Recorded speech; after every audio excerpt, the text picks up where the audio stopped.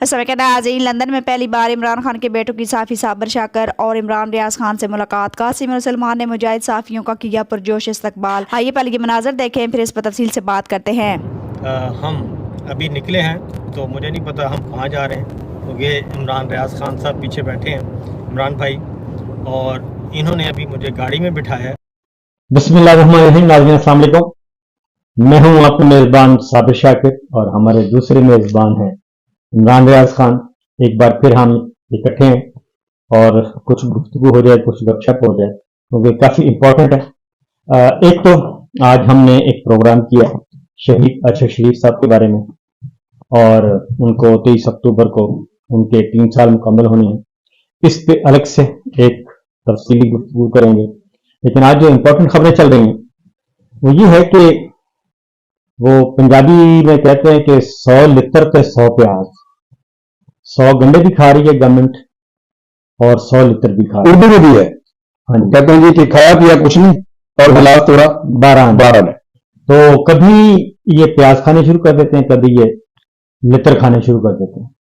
और अंदरून मुल्क जो हमारी पॉलिटिकल लीडरशिप है, वो अपोजिशन जो है, वो जो बात करती है, इमरान खान साहब बात करते हैं, लेकिन ये बुग़्ज़ इमरान में कोई बात मानने के लिए तैयार नहीं है। एक दोहा में एक मुआहदा हुआ है पाकिस्तान और अफगानिस्तान के दरमियान।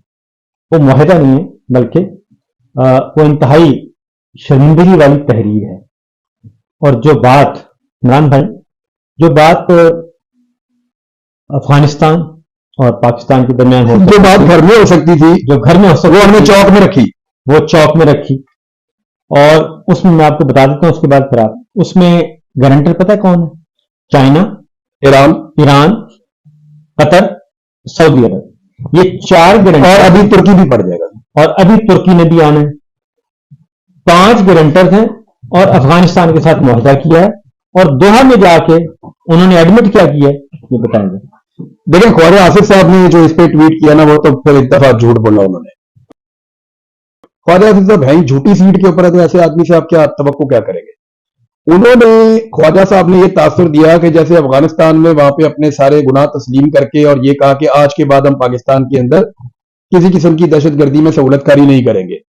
ख्वाजा साहब अपने ट्वीट में ये तासुर देते हैं, जबकि जो वहां से आपको मिलता है एलामिया जी, या जो आपके मेजबान है, वो ये बताते हैं कि दोनों ममालिक ने एक दूसरे की चीजें तस्लीम भी की हैं, एक दूसरे से शिकवे भी थे। मैं पहले भी ये कह चुका हूं कि पाकिस्तान को प्रॉब्लम है अफगानिस्तान से कि टीटीपी के हाइड आउट्स वहां पे हैं। जी हाँ। इसी तरह अफगानिस्तान को प्रॉब्लम है पाकिस्तान से कि दाइश के और कुछ और तंजीमों के, जिनसे प्रॉब्लम है अफगानिस्तान के तालिबान को, उनके हाइड आउट पाकिस्तान में। हम भी तो उठ तालिबान बैठ तालिबान लंबे अरसे से खेल रहे हैं। जी हाँ। अब ये दोनों के शिकवे थे, दोनों के गिले थे, दोनों की गारंटी थी, दोनों की कमिटमेंट थी, और इसके ऊपर गारंटर बने। यही मुज़ाकरात साबिर भाई इस्लामाबाद में हो सकते थे, जी हाँ, पेशावर यही मुज़ाकरात पेशावर में हो सकते थे, काबुल में हो सकते थे। लेकिन पिछले दिनों एक खबर भी सर्कुलेट कर रही थी, पाकिस्तान ने उसकी तरदीद की है, और अफगान मीडिया के ऊपर चलिए टोलो न्यूज के ऊपर भी ये खबर आई थी, और खबर ये थी कि ख्वाजा आसिफ को और DGISI को और कुछ और लोगों को अफगानिस्तान का वीजा मुबैना तौर पर नहीं दिया गया। ये उस खबर में क्लेम किया गया था। तो पाकिस्तान की जानिब से कहा गया नहीं जी ऐसा कुछ नहीं हुआ। अब अफगानिस्तान की जानिब से उनका मीडिया क्लेम करता रहा कि जनाब जी बिल्कुल ऐसा हुआ है। अब ये जो एक एतमाद साजी थी, इसको बद एतमादी में इन्होंने तब्दील किया। देखिए, जब इमरान खान कहता था कि, मुझे अच्छी तरह याद है अलीमा खान ने बात बताई, उन्होंने कहा कि जब हमने जाके जेल में इमरान खान को बताया ना कि एक सीनियर ऑफिसर और एक दूसरा उसका जूनियर ऑफिसर, और उसके बाद हमारे इतने जवान अचानक शहीद हो गए और दहशतगर्दी बढ़ रही है, तो इमरान खान फौरन खड़े हो गए उठ के, और वो खड़े होकर बहुत फिक्रमंद हो गए, और उन्होंने कुछ 8-10 मरतबा उन्होंने कहा कि दोहराया इस बात को बात करते करते कि अफगानिस्तान से बात करो, फौरन अफगानिस्तान को एंगेज करो, टॉक टू अफगानिस्तान, अफगानिस्तान को इन्वॉल्व करो, उसके साथ बात करो। वो बार बार ये कह रहे थे क्योंकि वो ये जानता है इमरान खान इस इलाके के, इस खित्ते के डायनामिक्स को, कि आप एक तरफ बैठ के पूरी ताकत इस्तेमाल करके कंट्रोल नहीं कर पाएंगे। जब आप दोनों तरफ से आएंगे तो फिर ये बहुत मामूली कार्रवाई से बड़े बड़े काम आपके होना शुरू हो जाएंगे। ये इमरान खान साहब, अब जब इमरान खान कहता था तो ये क्या कहते थे कि ये कुरान पाक की आयतें सुनाते थे। जी हाँ। ये इमरान खान को गद्दार कहते थे। जी। ये इमरान खान को तालिबान खान कहते थे।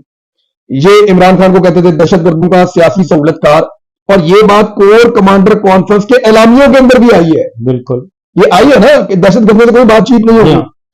پچھلے دنوں جب اور یہ ساری باتیں عمران خان کو کہتے تھے, اب جا کے انہوں نے مذاکرات کر لی, اور مذاکرات کرنے بھی وہ بندہ گیا جس نے کہا کہ افغانستان ہمارا دشمن ملک ہے. دشمن ملک. پھر ایک اور چیز دیکھیں نا, انہوں نے وہ 100 گنڈے 100 پیاز والا جو 100 جوتے 100 گنڈے وہ جو آپ نے مثال دی, وہ ایگزیکٹلی ان کے اوپر صادق آتی ہے. وہ ہوا کیا صابر بھائی, اس کو ذرا سمجھنا پڑے گا. میں تھوڑا آپ کا 1 منٹ لے لوں تو اگر آپ اجازت دیں. ہوا یہ کہ انہوں نے ٹرمپ کے لیے جال بچھایا تھا, ڈیکوائز لگائے تھے کہ ٹرمپ آئے گا خوش ہو کے.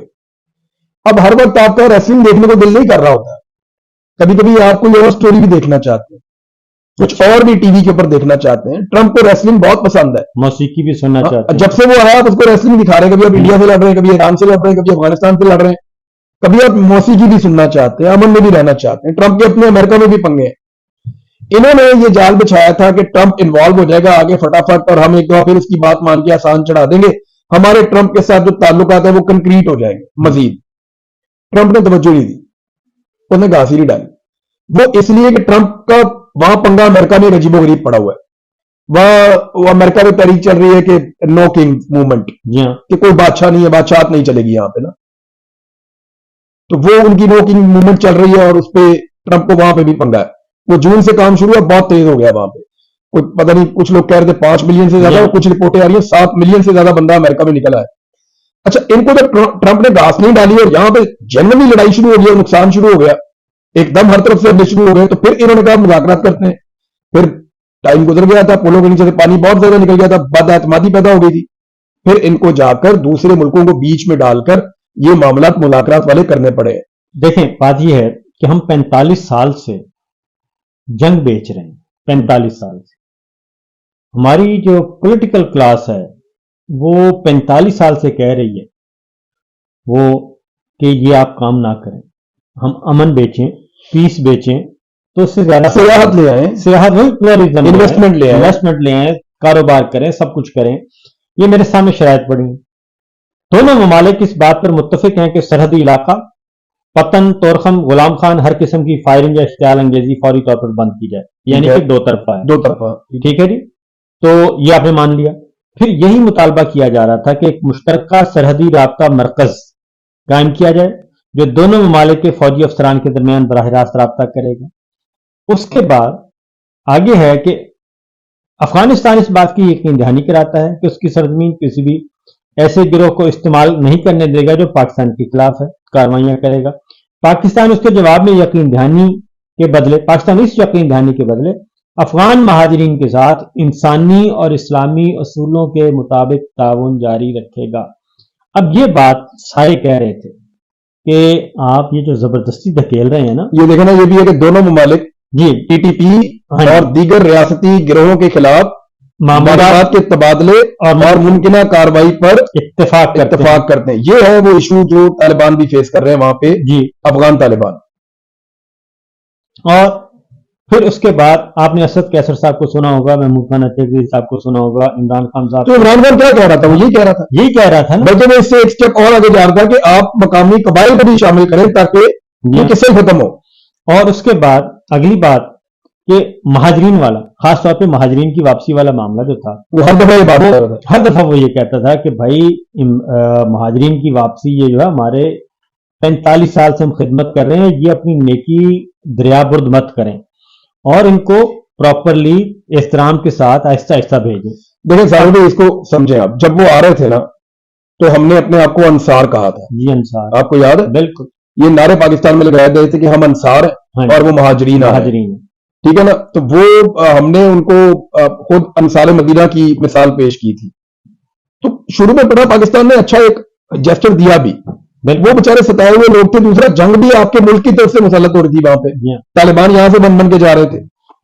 اب جس طریقے سے ان کو نکالا جا رہا تھا نا, دیکھیں آپ نے جب کسی کو دودھ دینا ہوتا ہے نا تو آپ نے اینڈ میں اس میں مینگنے نہیں ڈالنی ہوتی, आपने इतनी खिदमत की अफगान नाज़रीन इकराम, इमरान खान जो अपने मुल्क की खातिर कुर्बानी दे रहा है और ताकतवरों से लड़ने के लिए हर वक्त तैयार है और ये किसी कीमत पर झुकने को तैयार नहीं। इमरान खान के चाहने वाले हर वक्त अपने लीडर का दिफा करते नजर आ रहे हैं और इमरान खान की बहनें जो बेसब्री से अपने भाई से मिलने के लिए इंतजार में हर तशद्दुद सहने को तैयार है और अपने भाई के लिए पुरअमन एहतजाज करती नजर आती हैं। इमरान खान जो इस वक्त अपनी जान की बाजी लगाए हुए है और जेल में कैद को बर्दाश्त किए हुए है।